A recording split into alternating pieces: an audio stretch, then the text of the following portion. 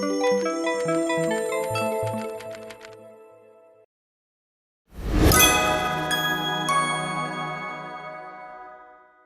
everybody. Adam Parks here with another episode of Receivables Roundtable. Today, I have a special guest from the National Creditors Bar Association, Mr. Nathan Willner, who is the government affairs person over there, who's really well plugged in into Washington and other local governments. I know he's one of my favorite people to follow on LinkedIn, so if you're not following him yet, I highly suggest it. How you doing today, Nathan? I'm doing great. Thanks for having me this morning.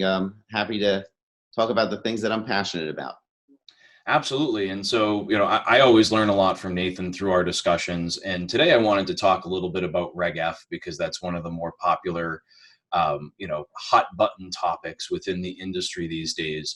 And specifically when it comes to NCBA, I know you guys worked really hard as it related to the attorney meaningful involvement clause. Tell us a little bit about, what your experience was working with that and ultimately what your goal was and kind of what your stance is on the position. Yeah, so one of the main goals of a Creditors Bar Association is protecting the independence of the practice of law. Traditionally, for hundreds of years, lawyers have been regulated only by the judicial system, by the licensing body, usually the highest court in each state, and not by any federal regulatory agency or any outside agency at all. So a flawed concept that's come out over the years through the court system is meaningful attorney involvement, a concept that lawyers have to be regulated in their actual practices and how they evaluate a case. No other attorneys in this country have that kind of oversight, and that was within the proposed rule to have a safe harbor for meaningful attorney involvement, but the bottom line, it wasn't a harbor and it wasn't safe. And basically what it was doing was outlining what attorneys would need to do, which is what they do already. But the bottom line is it would still, in order to prove that you were meaningfully involved, have to open up your books, violate the attorney-client privilege, and other types of confidentialities that attorneys have with their clients. So it was really troubling to us when we saw that in the proposed rule. Completely understood. So just to kind of recap from a non-attorney, ultimately you guys are, your position was around the thought process of you're regulated at this point by the courts and no other attorney group or subset of attorneys is regulated in this fashion. Which I think is an interesting concept because I think we've seen government executive agencies kind of overstep in that realm more often in terms of kind of trying to create new rules here that are outside of the norms. Now, I know that we've seen, the documents in terms of Reg F and all of that. What are you envisioning as this starts to roll out? I know that we saw everything published in the Federal Register, but kind of how do you see the changes coming from the CFPB? So, when we talk about the regulation of attorneys, and it was so troubling that even the American Bar Association, the largest bar association in the world with close to 400,000 members, thought that they needed to comment on that part of it. That this was the only area where attorneys were regulated in the courtroom, not just in letters or phone calls or things that traditionally people think in the creditors' rights or debt collection space. This was in the practice of law.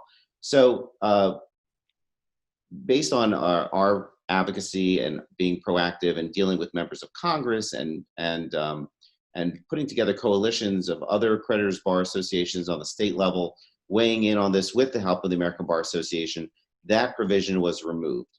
The problem is within the final rule, though it was removed, there's still a lot of language in there that says this is not off the table and this is something that they might revisit in the future. So from our perspective, protecting the independence of the practice of law is a primary piece of our work, and we will continue to fight for our attorneys and the practice of law. So it seems to me that there's three branches of government for a reason, and that we probably shouldn't have the judicial branch being overseen by the executive branch. That seems to be a little bit of a conflict there, at least in my limited understanding of civics going back to college here. But does that seem right? That is absolutely correct, that lawyers are regulated by the court system and not by federal agencies or regulatory agencies. You got it perfectly. Okay. Just trying to make sure I'm understanding.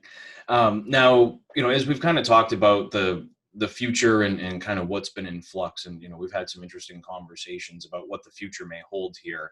And I know that at this point, the Georgia Republican Senate races are one of the most important things that we're looking at. Now, I think we all know that it's important, but I wanted to dig in for just a moment and talk about why it's important. Especially from the creditors bar perspective. So help us understand, what are you guys seeing as kind of the key topics that could, or the key items that could be an issue going forward should the Republicans lose the Senate?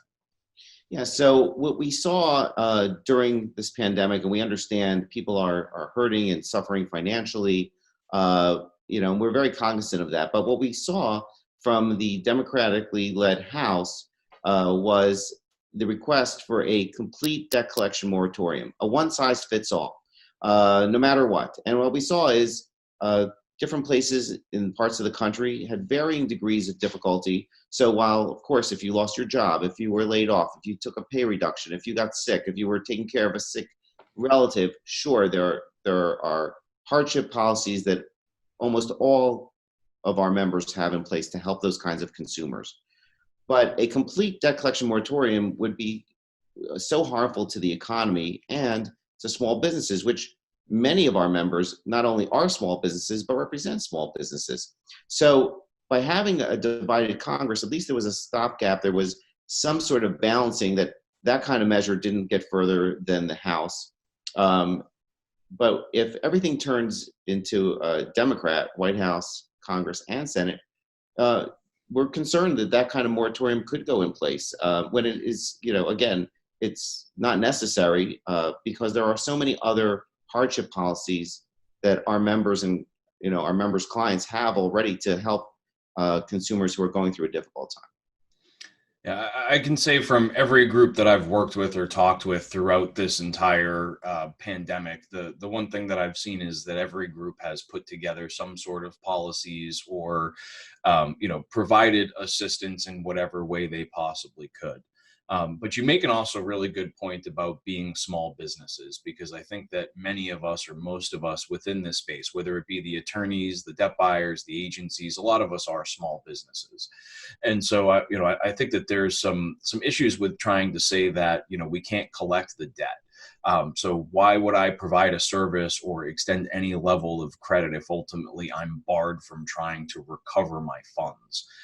That's just something that I don't think I'll ever understand. And maybe it's because my background is, really more, business and finance, but lending to me has always been a risk versus a reward probability, right? And so if I'm going to lend something, the only thing that I can do to offset the additional risk of a moratorium or something like that is to increase interest rates and to reduce the availability of credit. And if those are my only two options as a lender, where does that put us as a society? We're a credit-based economy, and if we don't have that kind of tooling available to us, then kind of what's next, right? Like what options do we have? So I guess my question, to you is, like, as we're representing small businesses and those kinds of things, what are you seeing internally, or what steps do you think that the small businesses can be taking to improve their situation as we go into 2021? Yeah, so again, many times when people think of creditors' rights or this space, whether it be collection agencies or debt buyers or related businesses, they think about credit card companies and banks and large types of entities that maybe are not very sympathetic to the general public. But so many of our members' clients are the car mechanic, the plumber, the dentist, small businesses that really rely on this industry and our members for not only recovering the receivables that have not been paid by the consumer, but for guidance as far as contracts and how to set up their businesses in a way that they can protect themselves. No small business wants to ever have to collect on an account. That is not what they're in the business to do. They want their consumers and their customers to be satisfied and happy. Unfortunately, there are times that they do need assistance in recovering receivables that have gone defaulted or gone unpaid for quite a while. So that is what our members do. And that is why we are saying that to shut that down hurts not only the economy, but the small businesses that are just trying to make it in a really difficult situation.